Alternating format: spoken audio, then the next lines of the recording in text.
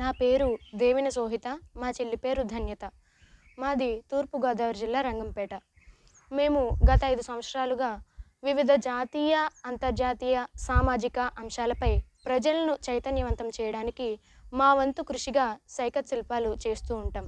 దానిలో భాగంగా అక్టోబర్ 11వ తేదీన అంతర్జాతీయ బాలికా సంరక్షణ దినోత్సవాన్ని పురస్కరించుకుని మేము ఈ సైకత్ శిల్పాన్ని రూపొందించాము. బాలికలపై ప్రతిరోజు అనేక చోట్ల అకృత్యాలు జరుగుతూనే ఉన్నాయి. ఆడపిల్లలుగా పుట్టడమే మేము చేసుకున్న పాపమా? కొంతమంది అయితే ఆడపిల్ల పుడుతుంది అని తెలియగానే అమ్మ కడుపులో ఉండగానే అబార్షన్లు చేస్తున్నారు.